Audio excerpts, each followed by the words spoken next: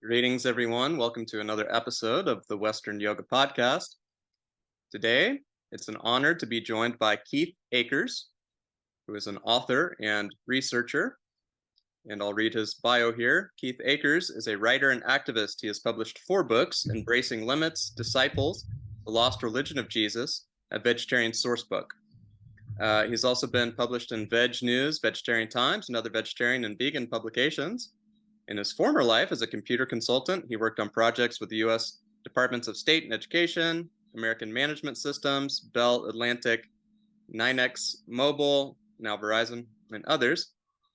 And he's been involved with various vegetarian or vegan groups for the last 4 decades, including the Vegetarian Society of D.C., where he served as president, the Vegetarian Society of Colorado, where he also served as president, and the International Vegetarian Union, where he served as regional secretary for North America. Currently, he is a co-organizer of the meetup group Denver Vegans, is living in Denver, Colorado, USA, and is married to Kate Lawrence. So there you go. So welcome, Keith. Thanks so much for being a part of this podcast episode. I'm very happy to be here. Thanks for inviting me. I discovered Keith on a YouTube video. As podcast listeners know, I'm interested in Christian vegetarianism and the history of vegetarianism in the Christian tradition, the Western tradition in general. And so I had seen a video of Keith's from some years ago, maybe 10 years back, something like that, giving a lecture on early Christianity as well as Christian vegetarianism, and then discovered some of his books. I recently finished his book, Disciples. I read it in about 5 days. Took a deep dive into a really excellent read. My goodness, I can't recommend that book enough to folks that are interested in early Christianity as well as Christian vegetarianism. Just did a really masterful job. I've read a lot about early Christianity and really the first 200 years of Christianity, and also sort of proto-Christianity in the form of the Essenes and all that. And I have to say, it's probably the best book I've read about early Christianity, and especially Christian vegetarianism. And I was not as familiar with some of the so-called Clementine literature, the homilies and recognitions, and so I also did quite a deep dive into all of that this week as well in preparation for this interview. So Keith, here in the West, a lot of folks have this misconception that vegetarianism is something from the East. It's an Eastern tradition. It comes from Buddhism or Hinduism or yoga or something like that. So can you just go ahead and sort of dispel that myth that vegetarianism is not also, it also has a rich Western history? Yes, vegetarianism originated in both the East and the West, probably about the same time as a conscious movement.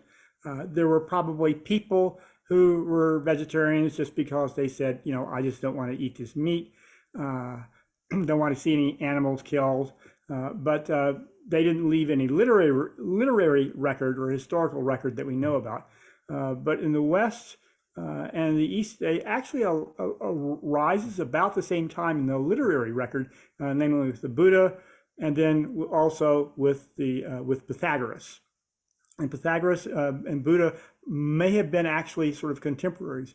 And Pythagoras also was vegetarian, felt that animal sacrifice was wrong, and also had some very progressive ideas about the role of women, about slavery. He was against slavery long before before that became a big social issue, and so forth. So Pythagoras was part, I think Pythagoras and the Buddha and other people, Hindu sages, Confucius, the Hebrew prophets, all these people are part of what we call the axial age.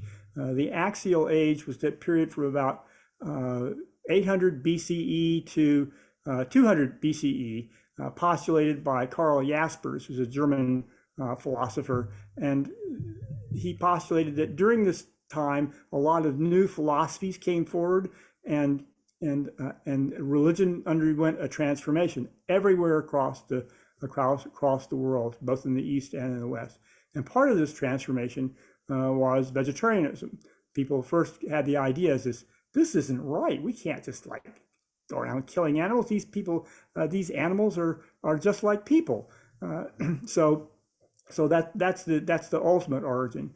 Then closer to the present, we have the Vegetarian Society in the United Kingdom, which started in 1847, and that's when modern vegetarianism, modern veganism as we know it today, really got organized and has sort of a continuous history after that. But there were people before that who wrote about vegetarianism, Leonardo da Vinci, Plutarch, other people like that. All of these people were vegetarians and didn't make a secret of it. Yeah, that's right. And a lot of Christians don't realize that vegetarianism is part of the early or original, if we want to use that term, Christian movement. And this is always shocking to me when I tell people that. They just sort of laugh it off. Why is it, or why do you think? And I'm not being judgmental here. It's just an observation. And by the way, I grew up in a Southern Baptist church, Oh, and for 16 years of my life, I was full on Southern Baptist, and then began to read some of the Eastern literature around the age of 15 or 16 or so. Got real into Buddhism for a while, and then discovered yoga in my 20s, early 20s, and all of that. But I still consider myself a Christian of sorts, sort of a Christian mystic, more or less. And I really love reading about the Essenes and the Ebionites and all this. And I really resonate with that tradition. But why is it? Why do you think? And again, no judgment here, but it does seem as though many Christians, if not most Christians, really don't know a whole lot about the history of, or should we say, the early history of the religion that they profess and practice. What's going on there? well, there are a number of things going on. First and most obvious is that we live in a meat eating culture. And so if you're a vegetarian, or even worse, if you're vegan, you're sort of peculiar. It's like, what are these people thinking? Now it's becoming more and more popular. It's becoming more and more out there. People can now pronounce the word vegan correctly, for example. They don't laugh you out if you say you're a vegetarian. Well, most of the time they don't laugh you out of the room. But it's a respectable position, and millions of Americans are vegetarians, and some are vegans as well. So that's the first reason. The second reason is that there was actually a controversy in the early church that made vegetarianism from then on sort of a touchy subject. It's something that people don't really want to get into, and this is because of the dispute in the early church over vegetarianism and animal sacrifice, especially meat sacrificed to idols. Uh, this was seen by some early Christians as a form of idolatry if you ate meat. It's like you're worshiping, you're devil worshiping. Others said, oh, it's no problem. And you can see all of this come out in the letters of Paul, because Paul gets into a dispute about vegetarianism and animal sacrifice, which he talks about in his letters. And the letters of Paul are some of the earliest documents that we have of the history of early Christianity. So we know this has been around from the very beginning. You don't find the evidence for vegetarianism so much in the Gospels, because the Gospels were written much later and people had time to go back and edit them and things like that. But but you do see it in the letters discussed in the letters of Paul, but it's a viewpoint of Paul's opponents. And who are these opponents? And that's what my book goes into. So who are the opponents of Paul in the early church? And I could go on from there too. Do you want me Let's talk just about that. take Yeah, off from there? let's go there. So, and again, mainstream Christianity, if we want to use that term, has how shall we say, sort of edited out the role of James, who was Jesus's Yes. brother, in the early church, even though James was really the leader of the original Christian movement. And so a lot of folks think Yes. about Paul, who of course never knew Jesus. People who listen to this podcast know I'm not a huge fan I'm not a huge fan of Paul. But Paul never knew Jesus, of course, and he started his own separate movement. And but folks think about Peter or Paul as being the sort of leaders of the early church. But of course, we know from many historical documents and even the gospel, other texts within the New Testament, that James had a huge role in the early church, in the sort of Jewish Christian movement, or Ebionites, as they came to be known later. And so, and James, as we know, was a vegetarian. Yes. Even in Paul's letters, he says as much. So this is nothing controversial to talk about. As far as James and other disciples of Jesus were known vegetarians. And so why do you think James's role was diminished by by Paul and others? Well, it was not so much Paul as it was the later church. I mean, Paul wanted to diminish the role, but in his lifetime, it's not clear how far he got. Hmm. So we have the telling of history and how history actually occurred. But at the time, this was just like a split in the early church. There were some people who felt that vegetarianism was fine, it was actually required, and other people thought that, no, what's the problem here? And Paul's point of view is that the world is coming to an end, because he thought he said some people are going to be here when Jesus comes back, and that was sort of the atmosphere of the time. Says we don't have time to get into little controversies about food here. Let's just concentrate on spreading the message, et cetera, et cetera. So that's sort of his point of view. But of course, then James and the other people don't quite see the things the same way. And then later, the later church took one verse out of Matthew, and I've forgotten which verse. It's in Matthew somewhere, where he says, you're Peter, and on this rock I will build my church. It says that Peter was the first leader of the church. But in Acts, the Acts of the Apostles, it's clear that James is the leader, and in Paul's letters, it appears that James is the leader. And you can see this. He says, and I can. So then the problem becomes for the second century, third century Christians is, how do we figure this all out? And there was 3 points of view, roughly 3 points of view in the early church. The first is that Paul was right. Second is that James was right. And then the third was that somehow they managed to work out a compromise. And probably in their lifetime, they might have worked out a compromise, but if so, we don't know anything about it. But you can see that, let's see. Well, you can see, let me look at, let me read a little from one of Paul's letters here, Romans 14. I'll just read a few excerpts here. As for the man who is weak in faith, welcome him, but not for disputes over opinions. One believes he may eat anything, while the weak man eats only vegetables. So already you see the contrast between the people who are strong in faith, say, yeah, it's okay, we don't have to worry about that, and the other people who are weak in faith who says, no, we have to maintain the purity here, and we have to be strictly vegetarian. Says, then Paul says, let us no more pass judgment on one another, but rather decide never to put a stumbling block or hindrance in the way of a brother. Then further down, do not, for the sake of food, destroy the work of God. Everything is indeed clean, but it is wrong for anyone to make others fall by what he eats. It is right not to eat meat or drink wine or do anything that makes your brother stumble.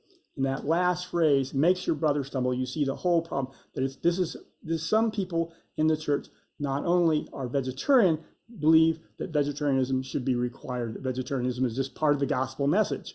And so this is the part of the, and then later, what do the late second century Christians, what do they do with this? Because some of them, they didn't know Paul or James or Jesus or anybody. They're just trying to figure this out. And so one group, the people who were followers of Marcion, they were Gnostics.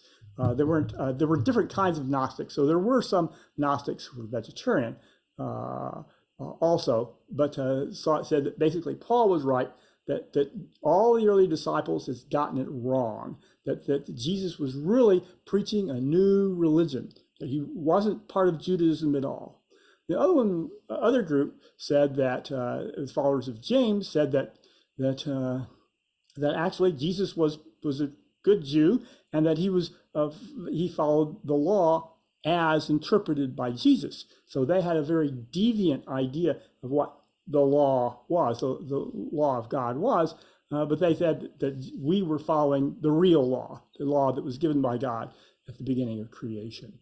And so it's sort of a subtle emphasis, but eventually the book of Acts says that they reached a compromise, and somehow the dispute was all over Jewish rituals. It was like circumcision, the Sabbath, and so forth. That it was just about these. So finally they decided that no, it wasn't necessary to observe all of these Jewish rituals. You could or you could not. And then so the whole idea of vegetarianism sort of got shuffled under the rug. And because Paul says we shouldn't condemn people because of what they eat, then from then on out, ethical vegetarianism within a Christian framework became much more difficult. It became sort of like a heresy. And so you can see the early church fathers, Origen and people like that, sort of turning it over and saying, well, we can be vegetarian, because Origen was vegetarian. A lot of the early church fathers were vegetarian, and it's almost like a who's who of early pre-Nicene Christianity. They were all vegetarians, but they said, well, we can't require vegetarianism because of what Paul said. And so then that sort of opens the door to saying, well, we can do whatever we want.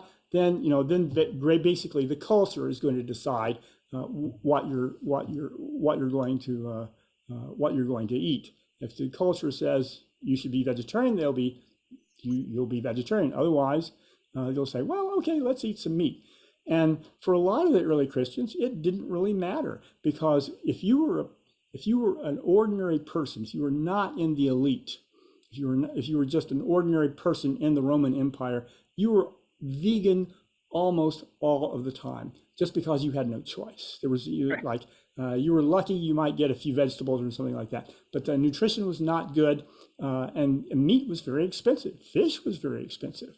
And so you were probably going to be vegetarian, vegan, even by default, except on festival days. On festival days, either as a pagan or as a Jew, you might get some meat, because they would slaughter the Passover lamb, or they would sacrifice a bull to Zeus or something like that. They'd pass out the meat and everybody would be happy. So at festival times, it would be an issue. The only people for whom it was really an issue in everyday life were the rich. The rich were the only people who could go into the marketplace and say, I want some meat, and then just take it home and eat it. And remember that Paul says at one point, let me see if I can, I think it's in 1 Corinthians, where Paul says, eat whatever is sold in the meat market without asking questions of conscience. So again, we had this idea that we're not going to get into these disputes about food. End of the world is coming. So if you want to go to the meat market and buy food, then buy meat, then go ahead. We're not going to make an issue of it. But if someone else you eat with someone else, and someone else who's like presumably a vegetarian points is eating with you and points to the meat and says, that was sacrificed to idols. Then you should not eat the meat because of conscience. He says, not your conscience, but his conscience. In other words, you don't want to offend him, but if there was no one around to object, you could just go ahead. It's not actually wrong. It's just, but still, we don't want to divide the movement over this issue. So once that got locked in, then whatever the society said would basically was sort of your default. And Augustine says, I believe, that in the early church, he says the number of people who do not eat meat are without number. Yeah. It's without number. Get down to modern America, though, it's a little different. Sure is, isn't it? And it's interesting that the Essenes, well, at least according to Josephus, were vegetarians. And of course, there's a controversy about whether or not, the Essenes wrote were the authors of the Dead Sea Scrolls, and there's some indication in the Dead Sea Scrolls that perhaps that group wasn't strictly vegetarian. It's super complicated. My intuition tells me that at least most of the Essenes were probably vegetarian, especially whatever group that John the Baptist and Jesus sort of come out of. It does seem to me that John the Baptist and Jesus were at least associated with some groups that we might call Essene at the very least, and possibly left that group to perform their own ministry and do their own thing and all of that. But at the very least, we can say that they sort of come out of that cultural milieu, that cultural mix, right? That was largely vegetarian. And so they come out of that. John the Baptist was vegetarian, as we know. And then Jesus's followers were vegetarian. So my question to you is, the big question: do you believe that Jesus was in fact a vegetarian? Yes, I believe he was vegetarian. I Mm-hmm. think the historical evidence is pretty clear on this, that you can't have this kind of controversy. When you look at the way this controversy was unpacked, it's the Gentile Christians who are the people that Paul preaches to.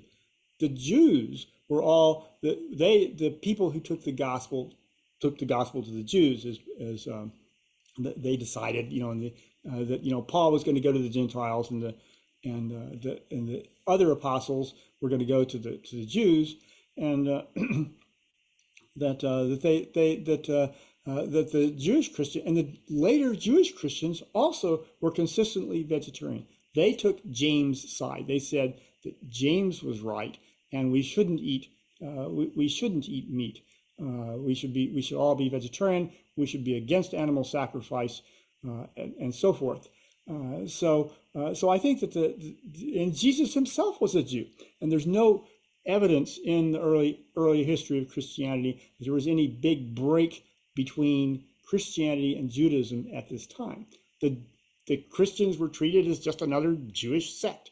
In fact, in Acts, it describes they describe that they get into conversation with the Pharisees, and the Pharisees even warn them and says, "Watch out for those watch out for those Sadducees. They may want to get you."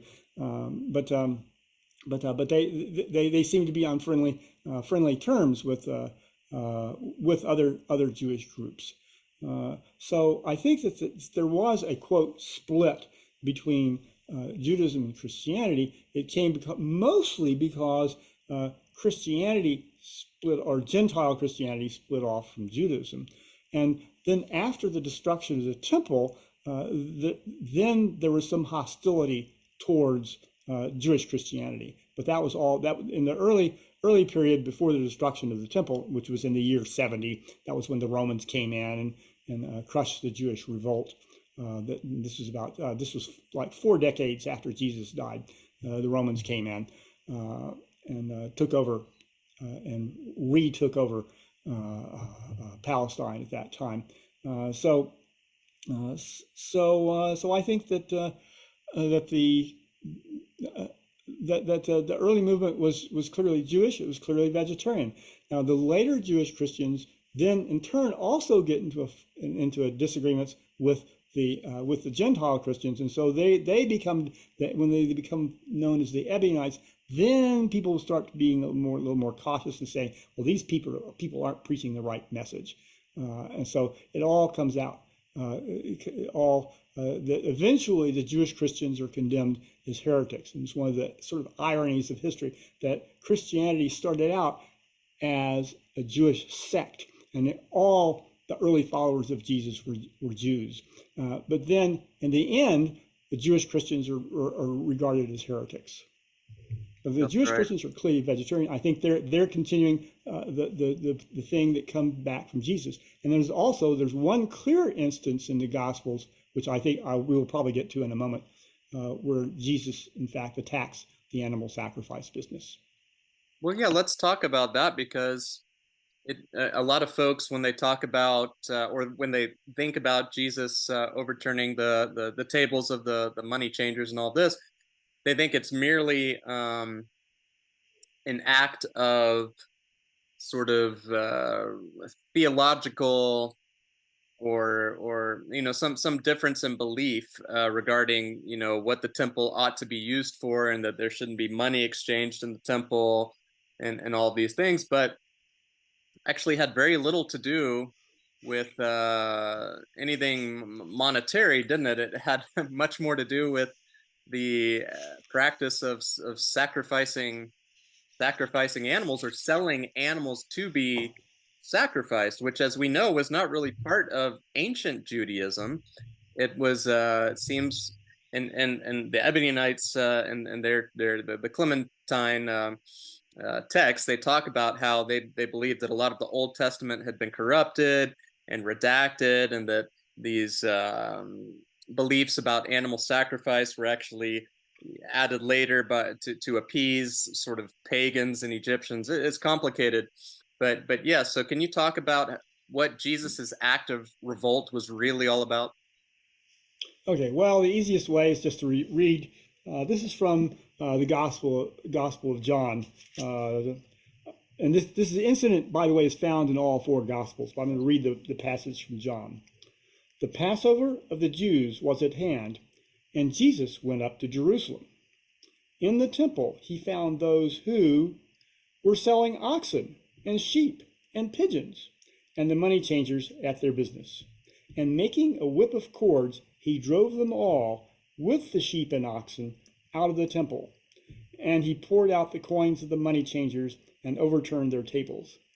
And he told those who sold the pigeons, take these things away. And it goes on for another few verses.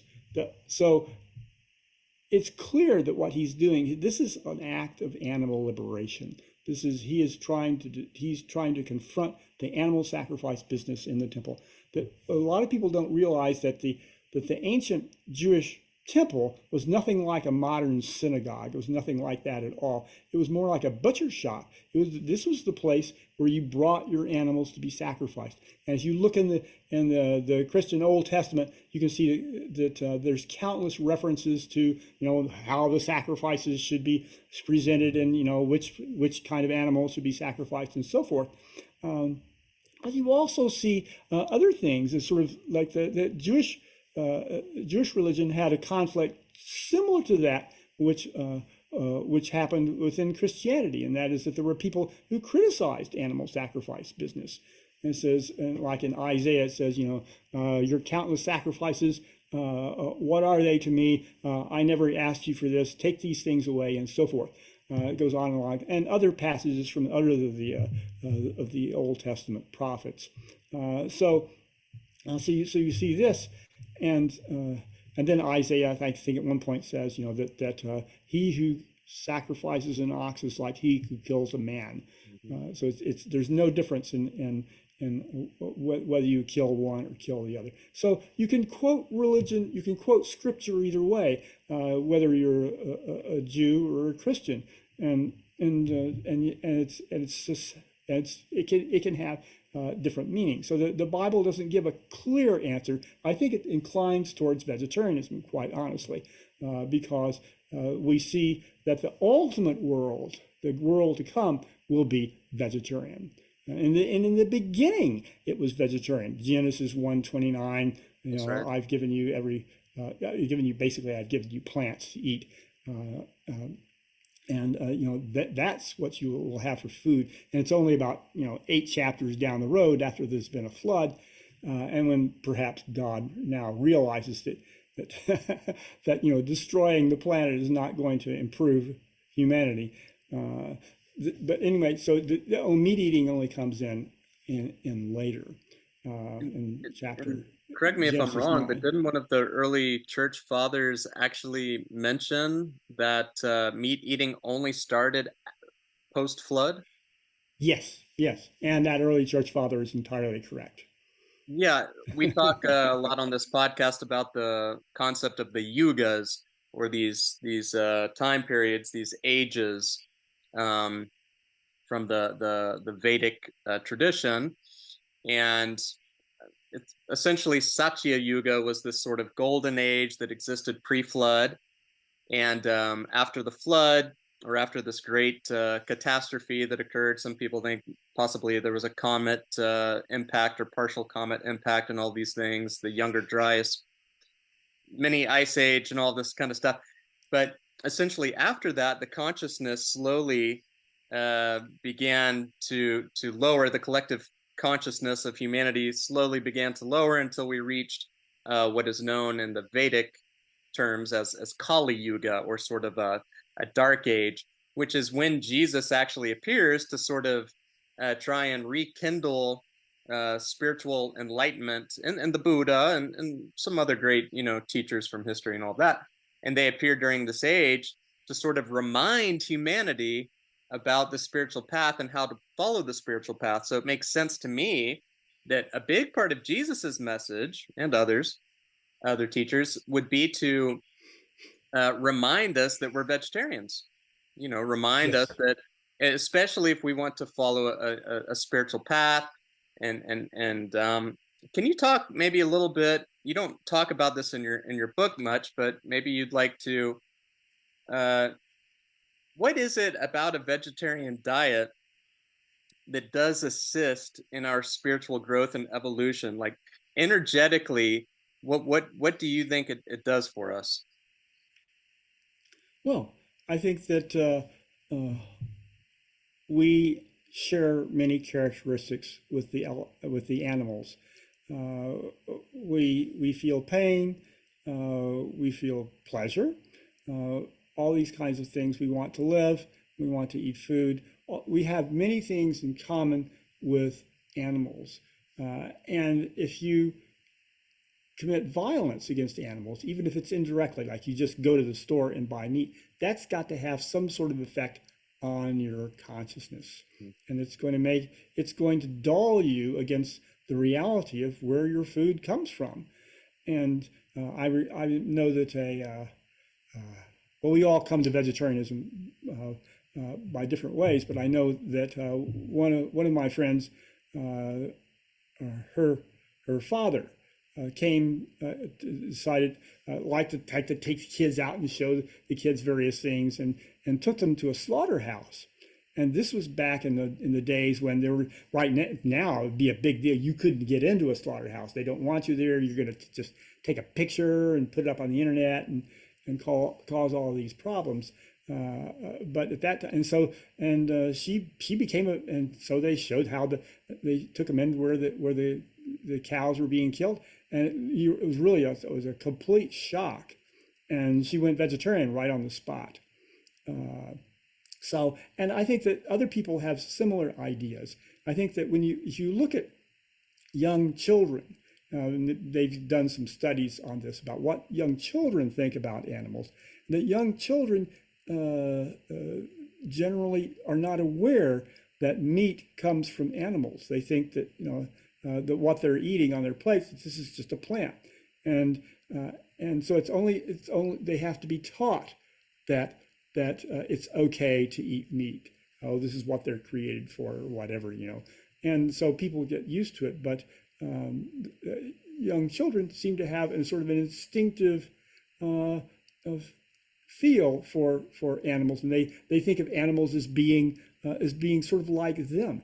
I'm reminded of the story of Peter Rabbit, where Peter Rabbit goes into the garden and tries to eat Mr. McGregor's vegetables, and nearly gets winds up in Mr. McGregor's pie as a consequence, but barely escapes. Is that even though Mr. McGregor actually is just trying to protect his garden against intruding animals, still the children instinctively sympathize with Peter Rabbit. He was a little rash, perhaps, but the people have it, and you can see it on children's cartoons that they will depict.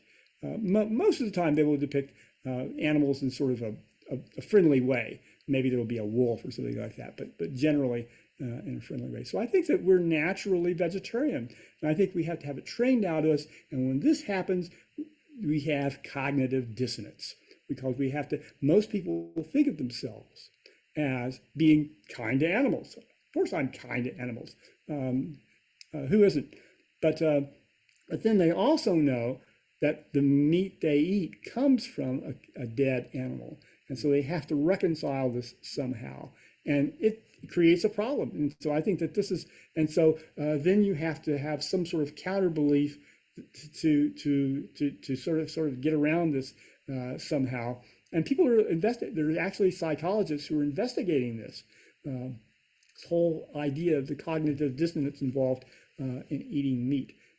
So that vegetarians become sort of a reviled figures. I think they did a study in Britain where it turned out that the vegetarian they asked people what they thought about various groups, including minority groups, including blacks, immigrants. And I think that the only people that vegetarians came out ahead of were the were the drug dealers. I think they came out just slightly above the drug dealers, but there's quite a bit of sort of hostility. It's not universal. I mean, I know a lot of non-vegetarians who might get along with just fine, but there's just sort of a suspicion about the whole group. I think this Isn't is that part of the interesting? yeah. I find the same thing with I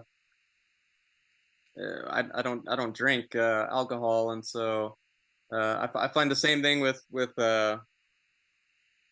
respect to alcohol. I feel far more judged by people for not drinking and not eating meat than I would ever judge anyone for drinking or eating meat. You know what I mean? So isn't Yeah. that interesting though? I think Yes. it has to do with some like insecurity on behalf of the meat eaters. Oh, this person thinks I'm immoral or unethical. It's not. I don't really care that much. I mean, obviously, I would prefer for more people to be vegetarian, of course, and stuff like that. But there's no judgment there. It's just I just know it's better for you. It's better for you spiritually. It's better for you physically, and all of that. But yeah, it is interesting how we've been sort of ostracized from mainstream society. And of course, Christians, the vegetarian Christians or the Ebionites, were likewise ostracized from mainstream Christianity early on.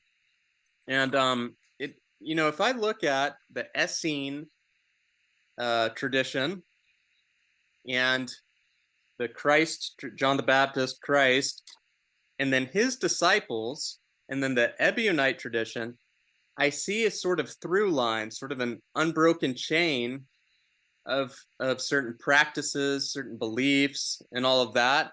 For example, ritual bathing and moving living water, as it was called, the living waters. And of course, baptism was not a one-time deal for them.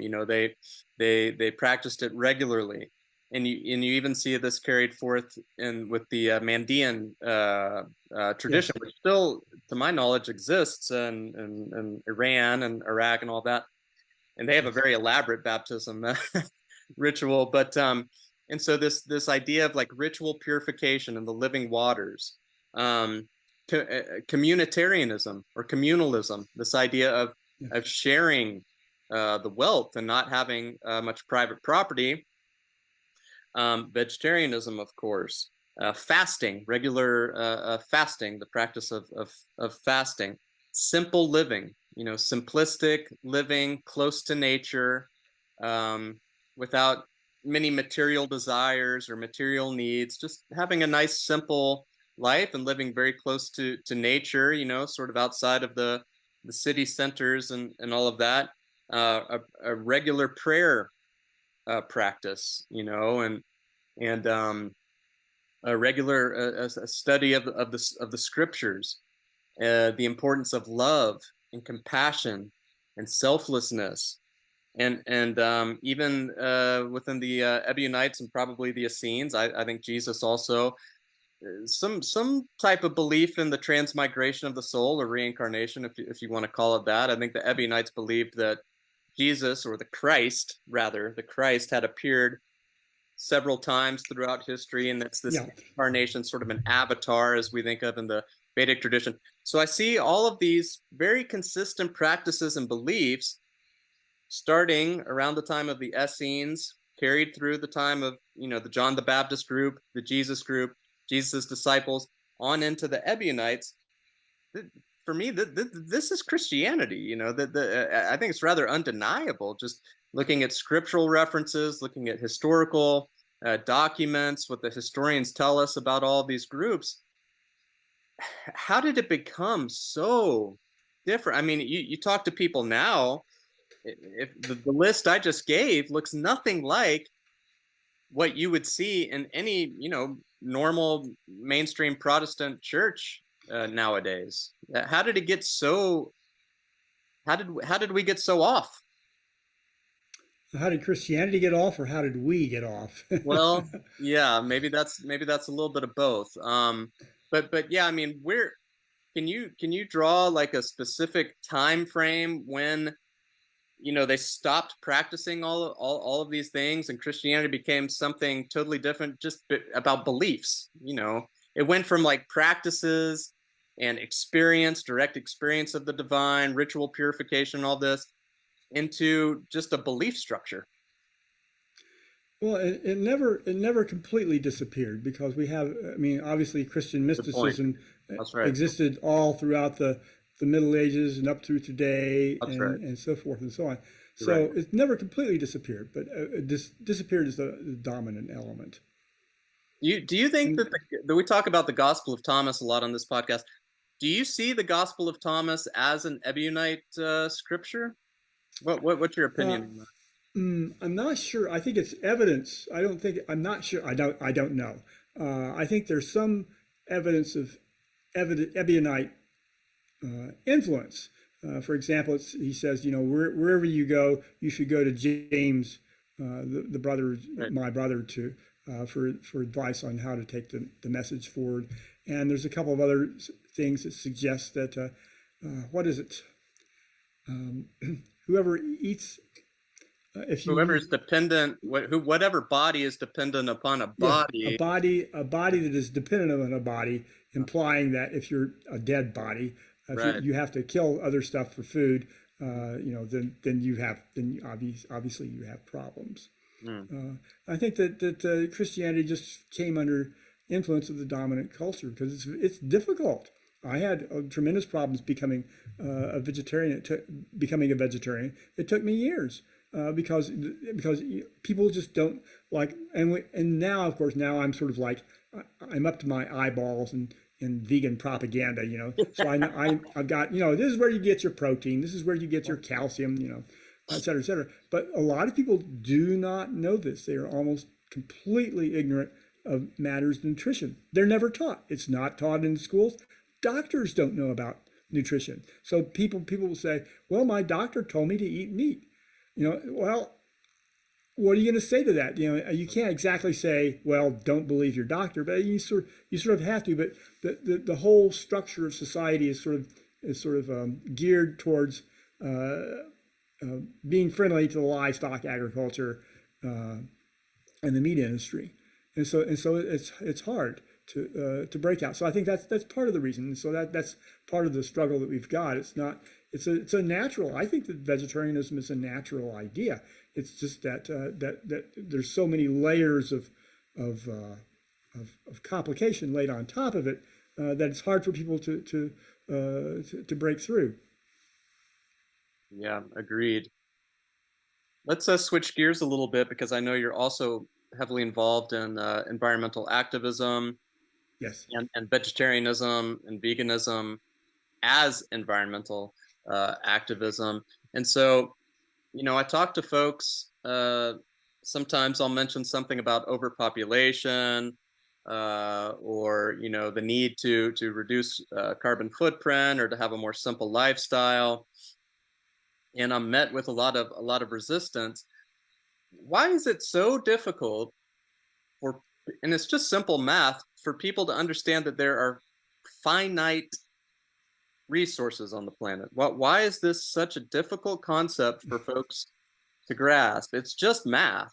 If there, if there's increasing exponential Malthusian population explosions, and there's only a certain number of things to go around, why do people have such a difficult time grasping this very simple sort of elementary concept? Well, it's a long story, but the quick answer is that it's because of several things. First of we all we've known in the last 300 years is economic growth. So Wow. everything has been getting bigger and bigger all the time. There have been more people. We've seen an exponential growth in human population, but we've also seen exponential growth in food production. And we reached sort of a crisis in the 70s, as you may recall. And Paul Ehrlich says, there's going to be massive famines, et cetera, unless we do something, because the population is expanding beyond what the food can supply. And then we had the Green Revolution, and that sort of solved everything. So we get this idea that technology can solve everything. Now, technology can solve quite a few things, but it can't solve everything forever. And eventually, the Earth is finite, finite planet, finite resources, and therefore the economy, since it is based on natural resources, the economy must be finite also. Economists do not get it. Mainstream economists do not get it. The so-called neoclassical economists, they think that the economy can just expand forever, and that's just part of their economic dogma. And they say, well, if we start to run out of a resource, then the price will rise. And if the price rises, then people are gonna say, let's look for more of that because then we could make more money, or they will come up with a machine that will do it more efficiently or something like that. So we've made a number of breakthroughs in technology all along the way, and so we think that these breakthroughs can continue indefinitely. But obviously we can't, and I think we've pretty much hit the limits to growth already. We just don't know it. We've got 8 billion people on the planet. Sustainable would probably be maybe 1 or 2 billion, and that's assuming that we're all vegetarians or vegans. Unless we have that. The thing is that we're already the Colorado River already runs dry by the time it gets to the Pacific Ocean. Right. By the time it gets to the Pacific, and this is the basis of the entire economy, the agricultural economy of the West. California, New Mexico, Arizona, all these depend on the Colorado River, and they're growing like livestock feed and irrigating the Colorado River. They can't figure out where do you think this water is coming from? So it's already beginning. I think that the Colorado River may be the first real environmental crisis that becomes an economic problem. So far, we've just been doubling down on the destruction of the planet. Like we started to run out of oil. I mean, not run out of oil, but oil supplies started to decline around 2005, 2006. And then that resulted in the Great Recession because the oil prices shot up exactly as the economists said they would. The oil prices shot up and then they collapsed because everybody was broke. Because there was a recession, and so then nobody could afford to buy all these fancy things, and so the economy fell down. And then it came back, and then they tried various things. They tried quantitative easing.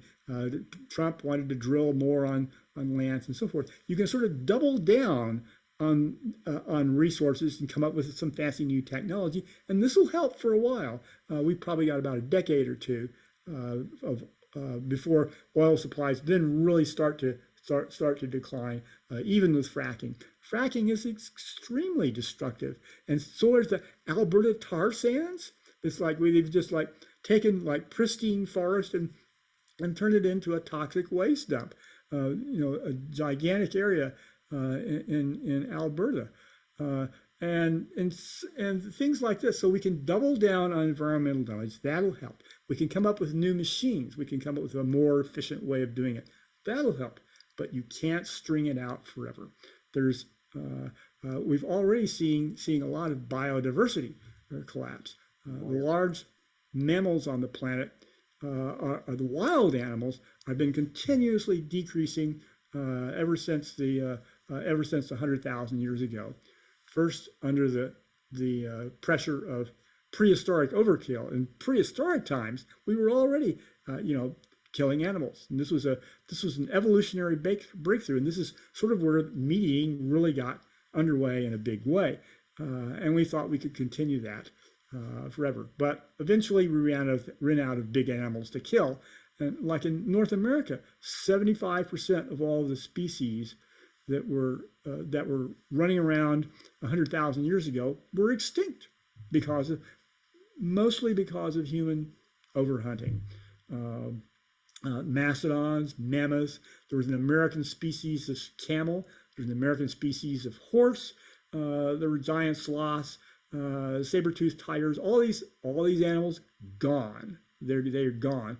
Now the horse has come back because the Spanish brought some more horses over, and these actually were related to the cousins or something, different species, but still related to the American horse that existed in prehistoric times. And then, of course, we have agriculture, and then we have population expanding and so forth. Now, the Green Revolution, again, that's a big thing, but it relies on supplies of water, it relies on supplies of energy, and it relies on pesticides and herbicides. And what do we see now? We see that our energy supplies are going down, our water supplies are going down, and we've got global warming on top of that. So we're creating multiple crises because we keep sort of shuffling things around. Says, oh, we can do this. Oh, we could do that, and so forth to sort of remedy the situation. But it's not going to work. The pandemic was a crisis created by our treatment of animals. We've seen an increasing number of emerging infectious diseases come up, of which COVID-19 is one. And also AIDS was another one. There's SARS and MERS, all different kinds of emerging infectious diseases that previously did not really affect humans or only affected them in minor, occasionally. One person might get it, but now it's like it's become an epidemic. And this is so our treatment of animals, our extraction of oil supplies, our extraction of groundwater, and we haven't even gotten to climate change. You can already see that this is that we've created a major environmental crisis. The only real solution, that's going to work in terms of dealing with the environmental crisis, and climate change and everything else, is a smaller economy. A smaller economy. The economy, if we've overshot the limits to growth, then we need a smaller, we need to like not make the economy so big. That means we need to have smaller human population, less consumption, including ideally getting rid of fossil fuels altogether, and we need to drastically reduce or eliminate livestock agriculture. Livestock is 2/3 of all the large animal biomass on the planet. It's 2/3. So there's actually more livestock than there is of humans. And humans, there's too many of humans. And then all the wild mammals, all the elephants, giraffes, bison, antelopes, everything else is like less than 5% of all the, by biomass, by the total mass of these land animals. Less than 5%. And of course, like 100,000 years ago, like we were less than 1%. We were just a very small, and now we've expanded and we've overrun the whole planet. That's right. And this is going to come back and bite us, obviously. Yeah, I agree. A lot of folks don't realize the Sahara Desert was created in large part due to over-herding and overgrazing of sheep. And we're not talking about in the last couple thousand years. I mean, this was, more ancient times, 5,000 years ago. And so, I mean, it was already a desert, but the drastic rapid spread of the desertification of the Sahara, which by the way is like the size of the United States. I mean, people don't have any idea, was caused in part, at least we think now, by overgrazing of livestock animals in ancient times. Yes. So the idea that environmental devastation or our impact is something very modern that's only occurred in the last few hundred years is simply not true. It's been going on for thousands of years, and we've had a devastating impact on the biosphere from overhunting first, and now from overgrazing, and now of course from factory farms and all this. And yeah, you reminded me of a documentary I saw 20 years ago, I want to say, called Cadillac Desert. And it was about the Colorado River. Was that the name of it? Cadillac Desert, something like that. There was a I'm not sure. There may have been a movie. I remember the book, but I don't remember the movie. I did read the book. I don't remember it very well. So I read the book as well. Yes, that's right. I read the book as well, but I believe they made a documentary by the same name. I could be wrong, but yes, I originally read the book as part of a college course, a geology course actually, but I think they later made a documentary about it. But yeah, it's all about the Colorado River drying up. So we've known that this was coming for decades, and we've done nothing about it, to stop it. If anything, we've doubled down, as you say, we continually double down. Now, there is a contingent nowadays that thinks anytime you mention overpopulation, it's because you hate humanity. You hate human beings, and you want to see us all wiped out because we're such wretched creatures, and you're anti-human.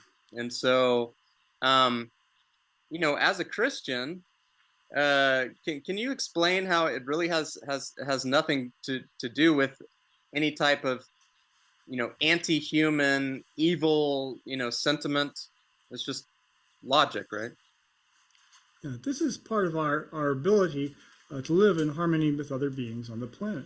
We're going to thrive if the rest of the biosphere thrives. So I don't think there's any contradiction. I think it's clear that there's just like that the economy is just too big. I think we can have rich, fulfilling lives. We can live lives of relative, what maybe perhaps in the Middle Ages would be considered lives of luxury, but still not have as many people, not have as much consumption, have a smaller, more sustainable agricultural system, and so forth. And then I think a lot of animals would come back.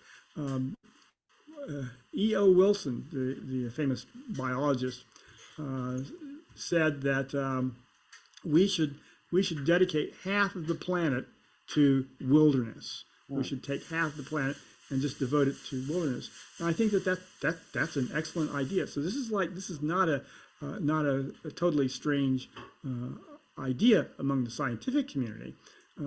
That this is how. And right now they've got maybe like by biomass they're like 5% of the resources. Large wild animals are like 5% of the got 5% of the resources of the planet. They pretty much have a run of Antarctica, but Great. that's not any comfort to most of the animals on the Down planet. here close to me. Yeah, and and even just seeing it from a Christian perspective, and going back to our earlier discussion about the Essenes, the Jesus movement, the Ebionites, they all suggested having a simple lifestyle, and Yes. and the word Ebionite means the poor, and so and Jesus taught. I mean, read even the mainstream scripture, looking at the mainstream canon gospels. He railed against excessive wealth and saying things Yes. about the rich not being able to pass through the gates of heaven and all, or enter the kingdom of God. I think is the way he phrased it. But so Jesus was not in favor of excess by any stretch of the imagination. So how in God's name did, I mean, so many of the modern churches and Protestant churches have this like prosperity, abundance, all these teachings about prosperity, abundance, wealth, creating wealth, and all this stuff? That has nothing to do with Jesus or what Jesus taught. It's bizarre, is it not? Well, you may be able to be prosperous, but not in terms of accumulating wealth. Obviously, Jesus Hmm. clearly doesn't like that. The early disciples share everything in common. Jesus says, whoever does not give everything away that he owns away cannot be my disciple, and so forth. So the early Christian community took that at face value, and they pooled all their possessions and they lived communally. I think Acts says that there was not a needy person among them, because whoever had need got the resources from the community. So I think this is the kind of thing that we can be prosperous, but not in the sense of promoting material wealth and consumption. I think that this is really should be, this is one of the clearest aspects of the gospel. I think is the emphasis Absolutely. on simple living, and this is exactly what the planet needs now. Is we need simple living on a massive scale, and I think that people would find that they are more secure, and I think they would be happier. If there were obviously, you can see that people trying to get into national parks, the national parks are being overrun. And all these people want to go in and they want to see wilderness because they feel better about wilderness. Now they've got timed entry permits in the Rocky Mountain National Park. So we have to reflect on how much people want to get into that and how little of it is still left because we've totally overrun the planet. So I I think that can we I will can be prosperous, just not in that way. I can promise you, you will be happier. With a simple life. We moved out to the middle of nowhere, in the middle of the Andes Mountains here in southern Chile. There's only about 30 people that live in our whole valley. We started a homestead here, and now we run a retreat center. But and I mean, we literally live. I feel like I live in a national park just about, and I have a very simple lifestyle. We just had some volunteers here yesterday, and we were talking to them about this very thing. And you know, when people come here from the city, and they're not really from the city, but I'm just thinking of other folks that come here from the city, they're so much happier when they're here, and then they tell us, after their time here during a retreat or a volunteer program, and then they go back to the city, it's just like so hard to readjust and readapt to that energy again.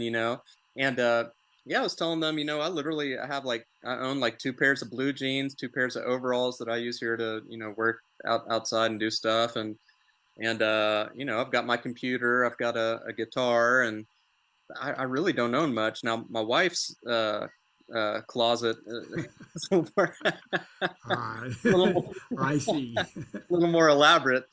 but you know what I mean? So like just but she also has a very simple lifestyle.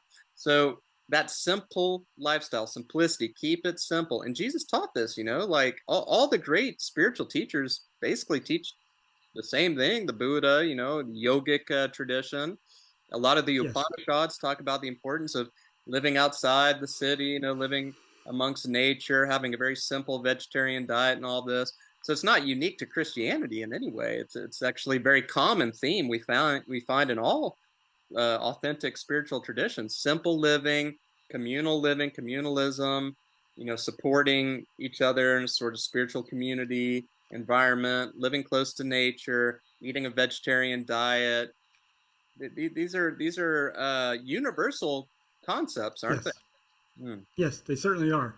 Uh, and I think that that this should be that if they were thinking about it, I mean, it should be a golden opportunity for Christianity and other spiritual traditions to really say, hey, this is what we need to Yes. deal with the environmental crisis.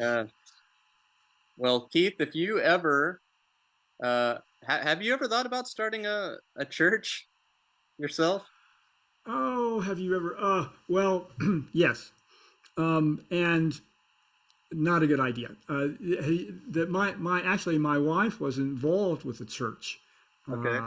when we met, and it takes a lot of work, and you have to worry. And if you've got a building, you have to worry about making the payments on the building and Ooh. keeping all the congregation happy. It's a lot of work. So it's something that I honor those people who are in that, and but I don't think it's not for me, not right now anyway. It's just more. I have my hands full just trying to keep up with my writing and carrying out my education about the environment and so forth. Uh, so um, so yeah, yeah, I have, but no. And I would anybody would want to do that. Okay, I'll help you. You can start. And then actually, there may be something. This. Have you heard of? There's a movie that's a documentary that we think is about to come out called Christspiracy. No, but Have you you were heard of telling me that? about that. Yeah, I Yeah. can't wait to see Anyway, that. yeah, it'll be interesting to see what they come up with.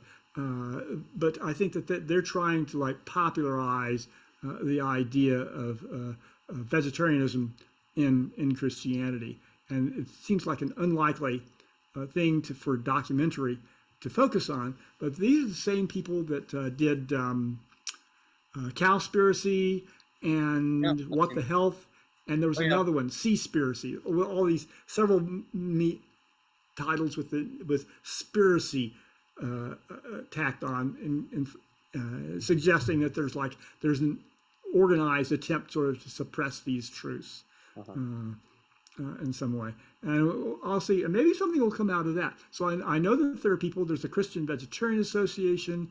Let's see, what other groups can I think of? There are various groups that are around, and I honor them and I support them. I'd rather not. I mean, I know how much of a work it is, and so I'd rather not do it myself. It's a lot of I'm work. already like just keeping the local Denver Vegans group going is quite a bit of effort. Oh, believe me, I know. Just running this little retreat center we have here, I mean, it keeps me Yeah. busy 24/7.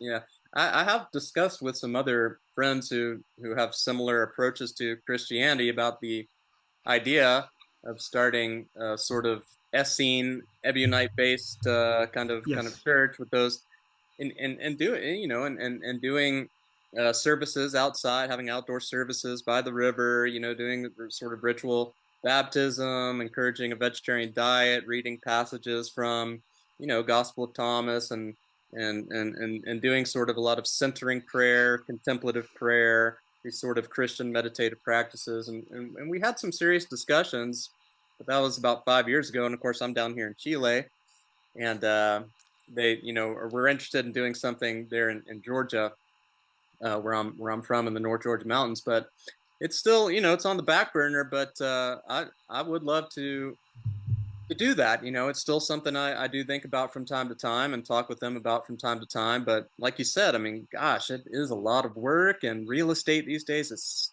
just outrageously expensive in the United States. And Yes. buy a piece of property or even to rent a space and stuff like that. I mean, my goodness, it's just outrageous. But at any rate, I'm glad that you're interested in at least helping folks, that or being a consultant or something like that for folks that might be interested in starting something up. Yes. I'd also mention Plum Village Buddhism. Okay. That was the followers of Thich Nhat Hanh. Oh yeah, You may sure. be aware of. Oh yeah, of Yeah, course. Uh-huh. I'm deeply impressed by what they're doing. Also, they seem to be Okay. doing some similar kind of things. They're trying to get people to be more mindful, basically. And for them, because this is Thich Nhat Hanh was the guy who came up with the phrase "engaged Buddhism," Mhm. which means that we're not. Yeah, we do meditate, but we're not just sitting around meditating all day. We're gonna take this out. We're going to try to engage with the world and to make the world more mindful and a better place. Great. All right. Well, cool. Like, I think we have a lot of things to think about and contemplate, and hopefully, um, listeners have benefited from this conversation, and it's given them some things to contemplate. Most of my listeners are primarily interested in the yoga tradition, Yes, but I always try to bring in this Western mysticism and the Western traditions that have so much in common with the yoga tradition. I mean, we're talking about, you know, practices of ritual purification, reading the scriptures, prayer, fasting, vegetarian diet, even some beliefs about reincarnation, pacifism, selflessness, yes, love, compassion, communal. These are all yogic ideals, but they also, of yes, course, have their roots in Western traditions. And so we find yes. these common themes in all of these different authentic spiritual traditions. So I like to try and merge all of that and bring all of that together so that folks that, like myself, who come from a Judeo-Christian background originally, can practice yoga in a more authentic way and feel comfortable doing so here in the Western world. And so, Keith, my goodness, I can't recommend your books enough. Um, Now I've only read Disciples, but I plan on reading the rest of your books. But can you tell folks where to find you and how to find your books? Okay. Let's see. I could put my. Let's see. Shall I put my email address in the chat? Well, I'll tell you what, on the in the description of the video when I post it to YouTube, I can put your email and your webpage below Oh, the okay. video in the description. And Yeah. people Okay, can. that would be a good idea. My book is my latest book is Embracing Limits: A Radical and Necessary Approach to the Environmental Crisis. It's available on Amazon. I'm at compassionatespirit.com, and you can also find me if you know the Denver Vegans Meetup. You can find it on the internet, but you can find you probably find me personally at many Denver Vegans meetings. So that's how it would look at my website, look on Amazon for my books, and if you're in Denver, give me a call. Yeah, my wife and I, we were talking before we started that I lived in Colorado for a couple of years, and it's, one of my favorite places. And if I ever move back to the States, that's, where I plan on living. So, my wife and I had planned on visiting Colorado in the next couple of years, as soon as we get a chance. So Yeah, maybe I'll yeah, hit you up and we can go to a nice vegan restaurant there in Denver and talk more that would about be great. some projects. Yeah, Cool. come. Yeah, we'd love to see you. Awesome. Well, thanks so much, Keith. I really appreciate it. Okay. Thank you for inviting me, and thank you for listening to me. Absolutely.